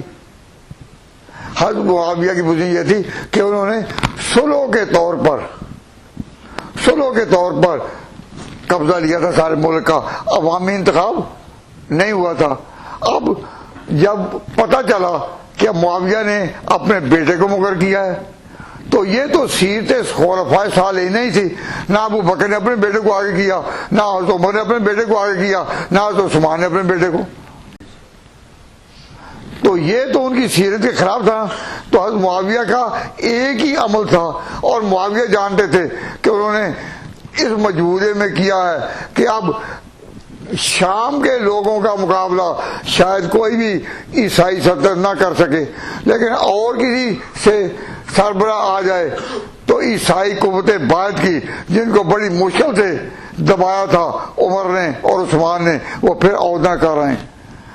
تو معاویہ کو مغیرہ بن شعبہ نے یہ بات بتائی تھی، جس کی بنا پر انہوں نے کیا، لیکن حضرت حسین جو تھے وہ تو سمجھ رہے کہ جب سنو حسین تو یہ سمجھ ہوں گے نا کہ جب انہوں نے قبضہ کیا تھا صلح نامہ کی روح سے، تو صلح نامہ کی جو آخری دفعہ تھی وہ امیر معاویہ کے انتقال کے بعد قائم نہیں رہی، تو صلح نامہ ٹوٹ گیا، میں اپنے گھر چلتا ہوں شام میں، عراق میں ہی، وہیں ہم رہیں گے، لڑیں گے نہیں، مقابلہ نہیں کریں گے، لیکن اپنے ہاں ہم مستقل طور پر رہیں گے۔ تو حضرت حسین کا یہ خیال تھا، اور اسی پر انہوں نے نقل مکانی کی تھی۔ تو لوگوں آج یہ 8 تاریخ ہے محرم کی، آپ کو پھر سوچنے کی دعوت دیتا ہوں کہ اس مسئلے کو سوچیں کہ حسین نکلے وہاں سے کس لیے، سب جواب دیں، نقل مکانی کے لیے۔ یہ جو کہتے ہیں لوگ کہ وہ مقابلے کے لیے نکلے، نہ، اگر مقابلے کے لیے نکلتے تو شام کا رخ کرتے، اور یہ کوئی طریقہ ہے کہ جہاد کے لیے جاؤ، مقابلے کے لیے جاؤ تو بیوی ساتھ ہو، بہن ساتھ ہو، ننھے معصوم بچے ساتھ ہوں، اس طرح فیملی کو لے کر کوئی جہاد میں جاتا ہے؟ حضور نے بدر کے معرکہ میں، احد کے معرکہ میں، کہیں وہ نکلے اپنی بیٹیوں کو ساتھ لے کر، کہیں فاطمہ کو ساتھ لے کر، کہیں عائشہ کو ساتھ لے کر۔ لڑائی کے لیے نکلنے میں بچوں کو ساتھ لیا جاتا ہے یا نہیں؟ بولو۔ تو اگر حضرت حسین اس لیے نکلے، اب کتنی بات غلط ہے کہ وہ اس کے لیے مقابلے میں نکلے تھے، اور اب تک شاعرانہ ادا میں یہ کہا جاتا ہے کہ یہ جنگ نامہ تھا، یہ جنگ نامہ تھا۔ نہیں، حضرت حسین کو اور اہل بیت کے ان معزز ارکان کو ظالمانہ طور پر جب یہ حالات پیدا ہو گئے تو حکومت نے اپنی حکومت کو قائم کرنے کے لیے رستے میں حضرت حسین کو بڑے پیغام بھیجے. اب حضرت حسین اس وقت انہوں نے جب کہا مجھے واپس جانے دو، میں مدینہ بھی رہنے کو تیار ہوں، واپس اپنے پرانی حالت میں، اسٹیٹس میں، میں عراق میں کسی ساتھ میں جانے دو میں، اور اگر کہو کہ نہیں یزید کی حکومت کو ماننا ہے تو مجھے اس کے پاس لے چلو. تو اس کا معنی یہ کہ حضرت حسین اس کے لیے تیار ہو گئے تھے کہ مجھے پاس لے چلو. تو حضرت حسین نے اگر وہ ان کو اس کے پاس لے جاتے تو یہی کہنا تھا نا کہ جو تمہارے باپ نے کہا تھا نا کہ میں کتابوں سنوں گا، حکومت کروں گا، تو بھی ان شرطوں کو مان لے گا، تجھے مان لوں گا. کیا تو حسین کو تو اقتدار کی ضرورت نہیں تھی. کیوں؟ یہ وہ حضرات تھے کہ جو سلطنتیں دینا جانتے ہیں، لینا نہیں. حضرت حسن نے اور حسین نے بنائی سلطنت کو چھوٹی تھی، جہاں علی کی حکومت تھی. تو وہ سلطنت دی تھی یا نہیں معاویہ کو؟ تو فاطمہ گود کے پلے ہوئے دنیا کی سلطنت کے خواہش مند نہ تھے، وہ تو سلطنت دینا جانتے ہیں. کیا وہ سلطنت کو جب دینا جانتے ہیں تو کیا وہ لینے کے لیے آئے؟ حضرت حسین سلطنت لینے کے لیے آئے تھے. تو جو کہتے ہیں کہ وہ مقابلے کے لیے آئے تھے، یہ بالکل غلط ہے. شہادت کیا ہے؟ شہادت کیا ہے؟ ایک ورثہ محمد کے گھرانے کا، نیا عنوان ہے یہ حق و باطل کے پھنسانے کا، شہید عشق کی واقف اسرار محبت سے، وگرنہ کس کو آتا ہے سلیقہ سر کٹانے کا.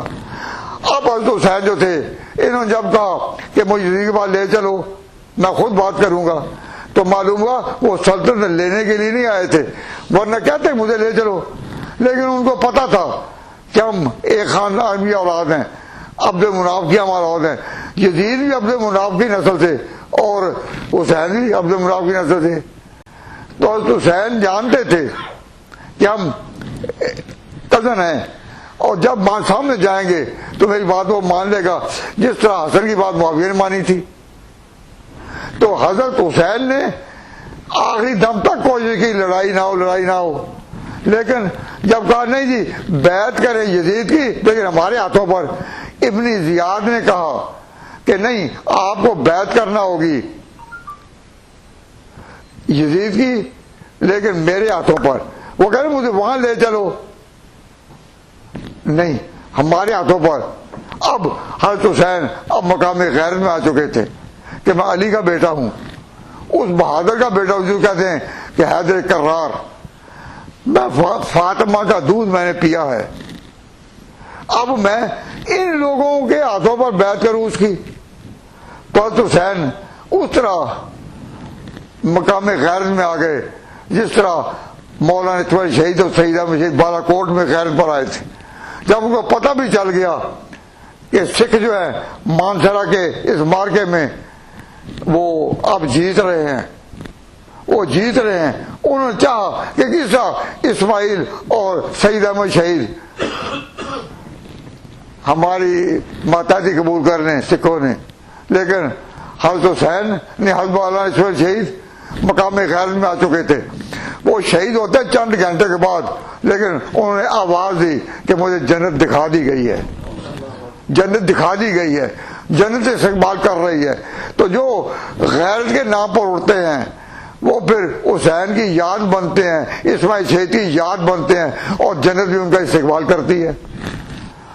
تو حضرت حسین نے وہاں پھر اپنی جرأت دکھائی. تو جس کو کہتے ہیں مار کا کربلا، تو وہ کربلا کا واقعہ پیش آیا. چند لوگ تھے حسین کے ساتھ اور فوجیں تھی ابن زیاد کے ساتھ. ابن زیاد کی پوری کوشش تھی کہ اگر حسین اور یزید کی صلح ہو گئی اور ان کی شرطیں مان لی یزید نے، تو پھر ہمیں کون پوچھے گا؟ پھر تو عراق میں ان کی حکومت بنے گی، ہمیں تو نہیں کو پوچھے گا. انہوں نے جلدی کام اٹھایا، اور جلدی جب کام اٹھایا، اس سے پہلے جب یہ سائل بن کر آتے تھے ابن زیاد کے لوگ، نماز کا وقت ہو گیا ہے، کہتے ہیں نماز کا وقت ہو گیا. تو نماز میں حضرت حسین جب نماز پڑھاتے تو یہ حملہ کرنے والے بھی اور جو ان کے اکٹھے نماز پڑھتے. تو حسین کے ساتھ یہ ملتے تھے، رات دن مشورے کرتے تھے. لیکن جب حضرت حسین نے کہا کہ میں مقابلے میں کھڑا ہوں، کوشش کرو میں مقابلہ تمہارا کروں گا، لیکن مجھے لے چلو اس کے پاس تو بات سیدھی ہو جائے گی، اگر نہیں تو میں تمہارے ہاتھ پر بیٹھ کرنے کو تیار نہیں. تو اس میں ریگ عراق منتظر کشتے حجاز سے شرکام، خون حسین باز ہے کوفہ اور شام، کوفہ عراق کا اور شام ان کا، کوفہ اور شام میں خیشہ. اب ہمارے عوام جو ہے ان میں ابھی تک یہی ہے کہ یہ مار کا تھا. اب پاکستان میں بھی کوئی ایسی فضا بنا رہے ہیں کہ جی ایسی بات نہ کرو، ایسی بات نہ کرو کہ شیعہ ناراض ہو جائیں، ایسی بات کرو، ایسی بات کرو کہ موقع محرم کا اور کربلا کا سارا ملبہ یزید پر گراؤ. بھائی یزید کی آج کوئی قوت ہے؟ بھائی یزید اور اس کے حامیوں کے پاس دنیا کوئی ملک ہے کوئی ان کے پاس شہر بھی ہے اور کسی ایک گاؤں پر ان کا قبضہ بھی ہے. جب یزید کے پیراؤں کا اور اس کے مداحوں کا قبضہ ایک شہر پر بھی نہیں دنیا میں، اور شیعہ جو ہے اس کے پیچھے ایک پورا ملک کھڑا ہے ایران. اب ان کے کئی حلقے عراق میں قائم ہو چکے. میں خود کربلا گیا ہوں، میں نے وہاں کا منظر خود دیکھا ہے، میں ان کی تفصیل آپ کے سامنے.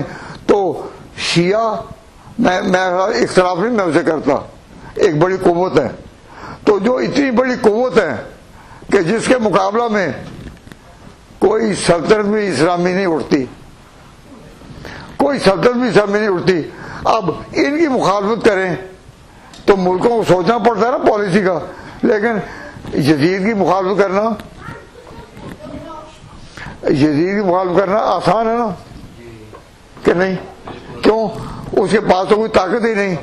تو اب مسلمانوں کو کہا جا رہا ہے کہ جو اس کا ملبہ یزید پر ڈالے کرے کہ وہ ہے اہل بیت کا وفادار.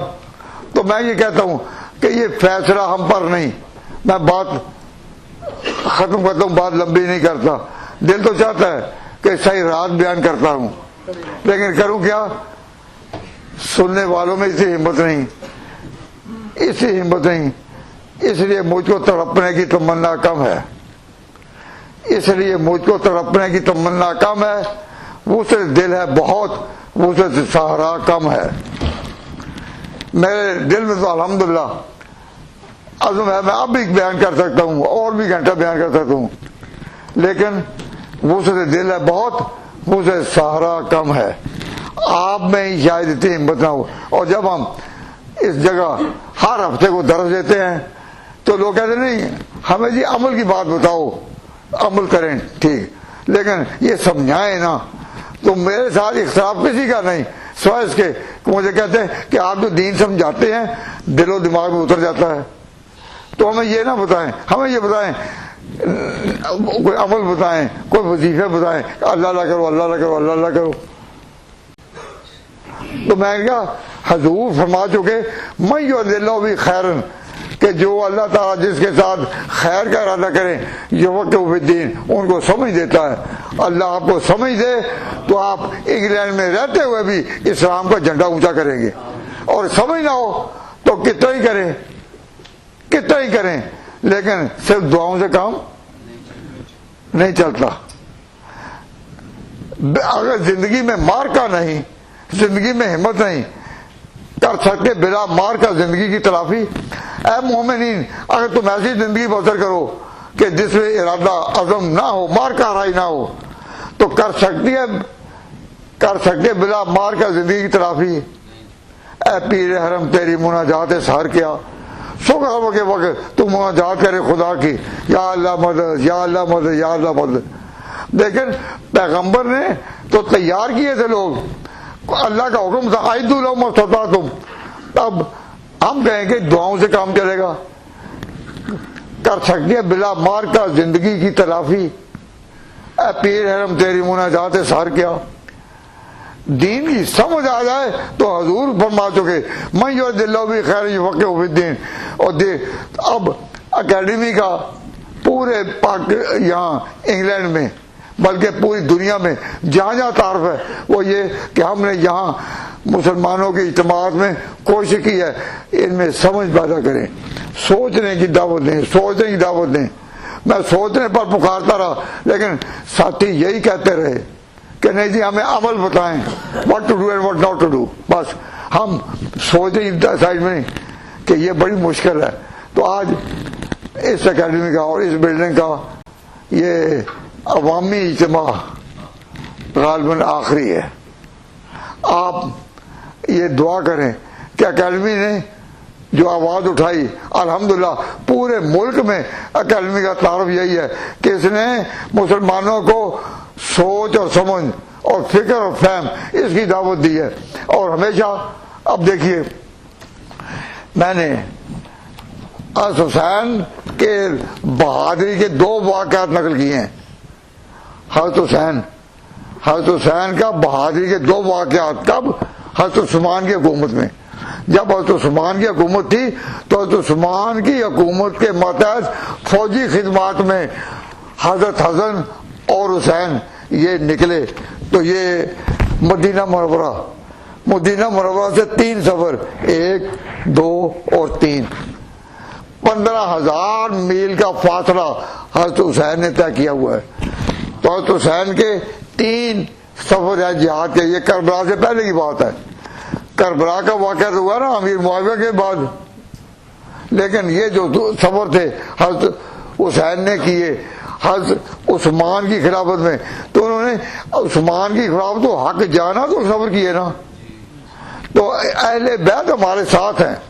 اب میں یہ چارٹ ہے, آپ کہیں گے آپ نے سنا دیا لیکن آپ کبھی دیکھیں گے نہیں مدینہ کہاں ہے, اور پھر قبرستان کہاں ہے, پھر پاکستان کہاں ہے, اور افریقہ کہاں ہے. یہ سارے نقشہ آپ کے لیے تاہم ایک بات میں کہتا ہوں, یہ نہ کہنا کہ میں شیعوں کی حمایت کر رہا ہوں, لیکن بات صحیح کہتا ہوں. سوچو آپ جو شیعوں کی مخالفت کرتے ہیں نا کہ جی یہ ماتمی جلوس کیوں نکالتے ہیں, تو میں کہتا ہوں نا ان کو کرنے دو, کیوں رکاوٹ بنتے ہو آپ ان کی. جو یہ اپنے آپ کو پیٹتے ہیں تو وہ کس لیے پیٹتے ہیں وہ سمجھے بھی کبھی؟ یوں کہتے ہیں کہ جی وہ بے صبری کرتے نا کہ جی حضرت حسین شہید ہو گئے تو اس میں وہ بے صبری میں روتے ہیں کہ کیوں شہید ہو گئے. ایسا نہیں ہے. بات سچی بتا دوں, یہ آخری بات زیادہ لمبی نہیں ہوگی لیکن سچی بات کہوں, ذرا غور کریں بھائی. دیکھیے نا انسانوں کی عادت اپنے آپ کو پیٹنے کب کا ہوتی ہے؟ جب اپنی کوئی پشیمانی ہو. انسان کوئی اپنی کام کرے غلط, اس کی اپنی جان پر ہو تو پشیمان میں ہائے. کوئی شخص آپ کو دیوار کے ساتھ ٹکرے مارتا جو نظر آئے تو کوئی کہے گا کہ کوئی ظلم کر رہا ہے اس پر؟ نہیں, وہ اپنی پریشانی میں ہے. نہیں سمجھے؟ اپنے تو امر واقع یہ ہے کہ جب بھی پیٹا اپنے آپ کو مارا جاتا ہے اپنے آپ کو ہائے ہائے, تو اسی وقت کہا جاتا ہے جب کوئی غلطی ہوئی ہو. جب کسی پر غصہ ہو تو وہ اپنے باڈی پر نکالا جاتا ہے؟ بولو, کسی پر غصہ ہو تو غصہ اس پر نکالا جائے گا یا اپنی باڈی پر؟ تو اپنی باڈی پر غصہ کون ڈالتا ہے؟ اپنی باڈی پر غصہ وہی ڈالتا ہے کہ اپنا کوئی جرم یاد آئے یا اپنی کوئی تکلیف یاد آ جائے. مثلا حضرت ابراہیم کی بیوی تھی سارا, حضرت ابراہیم کی پہلی بیوی جو تھی سارا, اس کی عمر 99 ایئر تھی, بوڑھی 99 ایئرز کی عورت جو ہے وہ بوڑھی ہوتی ہے جوان، جو بوڑھی ہوتے ہیں نا ان کے پاس وہ لمبا قصہ قرآن میں ہے، فرشتے آئے اور فرشتوں نے کہا ابراہیم کو کہ تجھے بشارت ہم دیتے ہیں، تو بشارت دیتے ہیں کہ اس کے ہاں بیٹا ہوگا۔ تو اگر 99 سال 99 ایئر کی عورت ہو اور اس کے بارے میں کہا جائے کہ یہ بیٹا جنے گی، تو اس کے منہ سے کیا نکلے؟ ہائے آلے دو، کیا میں اب بچہ جنوں گی؟ تو اس نے کہا یا بھائی رہتا آلے دو، ہائے خرابی، یا ویرتا کا معنی ہائے خرابی کہ یہ خیر کہ میں بچہ جنوں گی۔ وہذا بالی شیخا، اور حضرت ابراہیم کی عمر اس وقت 100 سال کی تھی کہ دونوں بوڑھے ہیں۔ تو فرشتوں نے کہا اتعجبین من امر اللہ، تو اللہ نے ارادہ کیا ہے اس بات تعجب نہ کرو کیسے ہوگا، لیکن بیٹا ہوگا۔ تو انہوں نے اس وقت اس کا کہا ہائے یا ویلتا، ہائے خرابی، میں یہی اپنی ہمت بغیر پتہ ہوتا ہے نا کہ 90 ایئر عمر کی عورت کو جب کہا جائے بیٹا ہوگا، اور اسے بیٹا نہیں ہوگا، بیٹا بھی ہوگا، اس کا آگے بھی بیٹا ہوگا، کون؟ یعقوب۔ تو اسحاق کی بشارت دی اور اسحاق کے ساتھ ہی یعقوب کی بھی۔ اس سے پتہ چلا کہ جو قربانی کے لیے ابراہیم کا بیٹا ساتھ تھا وہ اسحاق نہیں، وہ تھا اسماعیل۔ کیوں؟ اسحاق کی تو جب بشارت دی گئی تھی تو ساتھ ہی کہا تھا اس کا آگے بھی بیٹا ہوگا، یعقوب۔ تو اگر ابراہیم کو کہا جاتا کہ یہ اس کو ذبح کرنا ہے تو ان کو پہلے ہی پتا ہوتا کہ اس کا تو آگے بھی بیٹا ہوگا۔ تو یہ ذبح نہیں، ایک امتحان ہے۔ اللہ تعالیٰ نے اسماعیل کی بشارت دی تو یہ نہیں بتایا کہ اس کی آگے نسل ہوگی۔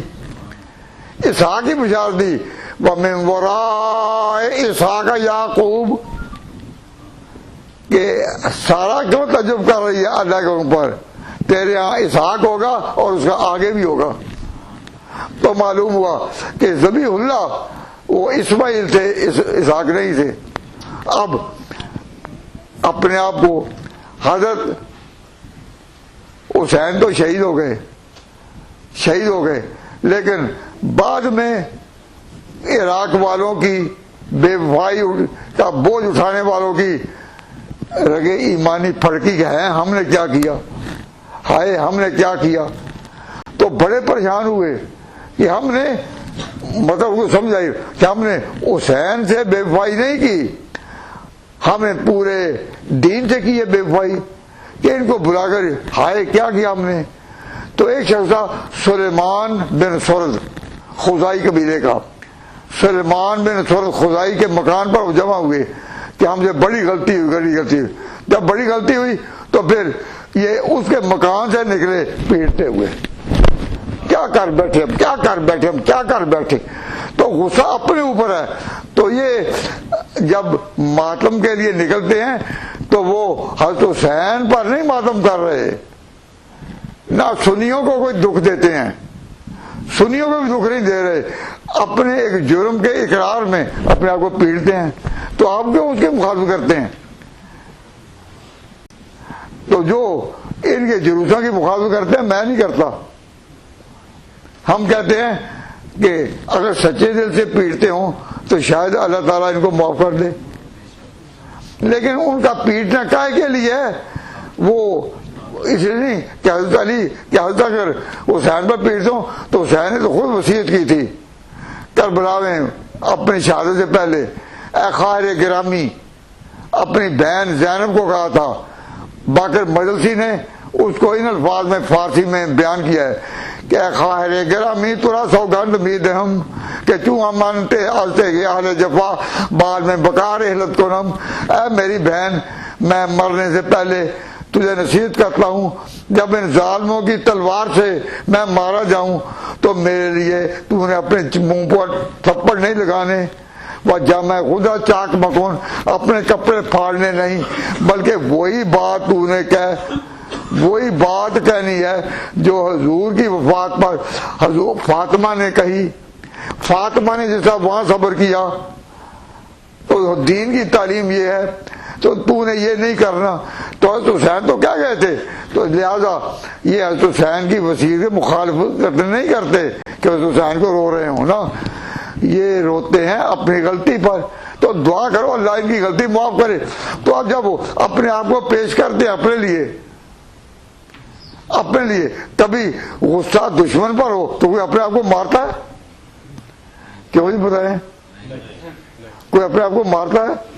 تو اب یہ جو اپنے آپ کو پیٹتے ہیں صرف غلط کیا ہے کہ جب یہ کہتے ہیں عقیدہ ہمارا، عمل ہمارا، پیٹنا ہمارا، دن ہمارے، یاد ہماری، تو ہم صرف یہ کہتے ہیں کہ جب ہر چیز آپ کی ہے تو یہ پیٹو بے شک، لیکن اپنے محلوں میں، اپنے علاقوں میں، پبلک سڑکوں میں کیوں آتے ہو؟ آج پاکستان کا خاص طور پر پنجاب کا کیا حال ہے؟ اس وقت سڑکوں پر، ہر شہر کی بڑی بڑی سڑکوں پر قبضہ کس کا ہے؟ پولیس کا. ٹریفک بند، راستے بند، پابندیاں. کیوں؟ جی محرم ہے. تو جب محرم آتا ہے ایک عجیب حالت ہوتی ہے. دعا کرو اللہ تعالیٰ پاکستان کو مزید آزمائشوں سے بچائے رکھے. 2 سال ہوئے جو راجہ بازار میں راول پنڈی میں جو ہنگامہ ہوا، بڑے دکھی داستان ہے. تو جب بھی یہ واقعہ، اگر حکومت جرم مندانہ قدم اٹھائے تو ان کو پابند کر دے اپنی آبادیوں میں، بے شک روز ہی پیٹا کریں، ہمیں کیا؟ روز ہی پیٹے تو ہمیں کوئی ڈر ہے؟ ہم تو کہتے ہیں روتے ہی رہیں، جتنا بھی زیادہ وقت ان کا لگے تو روتے ہیں، شاید اللہ تعالیٰ ان کو معافی دے دے. تو یہ سنی بھائیوں، میں آپ سے یہ کہتا ہوں کہ ان کے جلوس اگر اپنے علاقوں میں ہوں تو آپ مخالفت نہ کریں. جب یہ کہتے ہیں عقیدہ ہمارا، پشیمانی بھی ہماری، عمل بھی ہمارا، بدن بھی ہمارا، چھاتیاں ہماری اور چھریاں بھی ہماری، بہتا خون بھی ہمارا، تو ہم کہتے ہیں اگلا فکر بھی کہہ دو کہ محلے بھی ہمارے. اب یہ تو نہیں کہ یہ ہمارا عمل ہمارا، محلے تمہارے، سڑکیں تمہاری. اگر یہ نہ کہتے نہیں تمہارے محلوں میں، تو کیا راول پنڈی کا راجہ بازار کا واقعہ پیش آتا؟ تو اللہ تبارک و تعالیٰ جل شانہ سمجھنے کی توفیق عطا فرمائے. تو اب بتائیے، ہم لوگ یہ سمجھتے ہیں کہ یزید کے پاس اگر حسین کو لے جاتے تو ممکن ہے وہ اس کو بھی توبہ نصیب ہو جاتی. کیوں؟ ان اولیاء کی نگاہ کا بھی بہت عزت ہے. اولیاء اللہ میں نگاہ بھی بعض اوقات ایسی ہوتی ہے، گاہ تیری نگاہ تیز چیر گئی دل وجود، کہ مومن کی نگاہ، اس کی نظر کی جولانیاں نہ پوچھو. نظر حقیقت میں وہ نظر ہے اولیاء اللہ کی، اور ضروری نظر بھی ایسا کام کرتی ہے کہ تمہاری سوچ اور تمہارے خیال وہ کام نہیں کر سکتے. نظر کی جولانیاں نہ پوچھو، نظر حقیقت میں وہ نظر ہے. اٹھے تو بجلی پناہ مانگے. جب مومن کی نظر اٹھتی ہے بجلی بھی پناہ مانگتی ہیں، گرے تو خانہ خراب کر دے. تو حضرت حسین کو اگر لے جا دیتے ممکن ہے یزید کی سیر بدل جاتی ساری. لیکن ہم تو کہتے ہیں کہ ابن زیاد نے ظلم کیا جو ان کو سامنے نہیں ہونے دیا. یہی وجہ ہے کہ یزید کے ہاں جب اہل بیت کا یہ اجڑا ہوا قافلہ، جو حضرت فاطمہ بھی تھی، جو حضرت علی حسین کی بیوی تھی، بہن بھی تھی زینب، بیٹا زین العابدین بھی تھا، جب یہ اجڑا ہوا قافلہ اہل بیت کا شام پہنچا تو ان کو اس حالت میں دیکھ کر، اپنے کزنز کو اس حالت میں دیکھ کر یزید بھی رونے لگا. اسے کہا میں نے ابن زیاد کو یہ تو نہیں کہا تھا. بہرحال میں اس کی حمایت نہیں کرتا، لیکن اس کی سلطنت میں جو ہوا، میں جب یزید کی خراب تقریر کرتا ہوں تو میں اس کے ذمہ جرم یہ لگاتا ہوں کہ اس کا ایک ہی جرم ہے کہ جب اس کو پتا تھا کہ حسین مدینہ سے نکل آئے ہیں تو خود حاضر ہوتا ان کے پاس. تو پھر ابن زیاد کو موقع ملتا، اس نے ابن زیاد کو کیوں بھیجا؟ اس لحاظ سے میں یہ کہتا ہوں کہ اس نے ظلم کیا اور اس کی بدبختی کی انتہا ہے. بدبختی کی انتہا ہے. ہمارے دلوں میں اس کے لیے کوئی نرم گوشہ نہیں. لیکن اس وقت ملک خطرے میں اگر ہے تو شیعہ عقائد کے وہ خطرے میں ہے. اس وقت یزید کے نام پر کوئی بیرونی قوت نہیں ہے, تو خام خواہ اس پر وقت ضائع کرنا. ایک مول صاحب تقریر کر رہے تھے, کہتے یزید نے جب ابن زبیر پر حملہ کیا تو اپنے فوجیوں کہا کہ مدینہ کی عورتوں کو پڑھ جاؤ, اور لشکر پڑھ گیا. کیا آج بھی اگر کوئی فوجی کمانڈر چیف اپنے فوجیوں کہے کہ تم یہ غلط کاری کرو تو لوگ اب بھی ایسے ہیں جو کھڑے ہو گئے کہ ہم نہیں کرتے؟ تو کیا اس وقت کیا اور اس مولوی صاحب نے یہ کہا کہ اس رات مدینہ منورہ کی 1000 عورتیں حاملہ ہوئی تھیں. اس قسم کی لغو باتیں کرتے ہیں, ہم حیران ہیں کہ ان باتوں میں کیا ملے گا کہ جی ہمیں تو یہ ملے گا تاکہ رخ رہے ادھر رہی, کوئی یہ نہ بتائے کہ حضرت حسین کے اصل قاتل کون تھے. تو حضرت مولانا عبدالشکور لکھوی رحمۃ اللہ علیہ نے بڑی تحقیق کے ساتھ کہا کہ قاتلان حسین کی خانہ تراشی لو. میں ان کلمات پر اپنی بات ختم کرتا ہوں, اور آپ میں سے جنہوں نے پھر پڑھنا ہو تو یہ کیلنڈر ہے کچھ وہ لے سکیں گے, لیکن کھانا کھانے کے بعد جس کا دل چاہے اپنے دوستوں کو بھی دیں, گھروں میں بھی لگائیں, یہ زینت بھی ہیں, لگا سکیں گے. وما علینا الا البلاغ.